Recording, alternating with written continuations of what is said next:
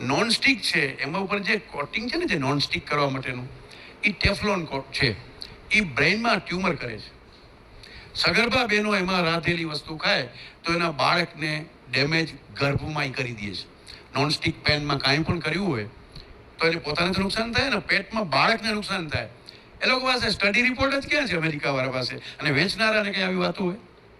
વેચનારાને તમારા હેલ્થનું પડ્યું હોય તો સારા રીતે મોટું જે રસોડું હોય એમાં તો આજે પણ પિત્તળ હોય છે. સ્ટીલમાં બહુ સારી રીતે રંધાતું નથી.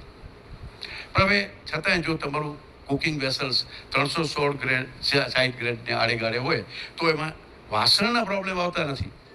પણ ખીચડી અને દાળ કે ભાત એ તમે માટીના વાસણમાં કરી જુઓ, જે બહુ સારા બને છે, એ સ્ટાન્ડર્ડ બને છે અને એ પાછા ફરીથી આવી રહ્યા છે. તમે એને અપનાવો તો એમાં થાય. પાણી જે છે હંમેશા તાંબામાં. આંખે ત્રિફળા દાંતે લૂણ, પેટ ન ભરીએ ચારે ખૂણ, જમીને ડાબે પડખે સૂવે, એની નાડી વૈદ ન જુએ. તાંબે પાણી જે પીએ લોઢી ઢેબર ખાય, દૂધે વાળું જે કરે તેને ઘરે વૈદ ન જાય. પ્રેરકભાઈ, હિતેશભાઈની જરૂર ન પડે.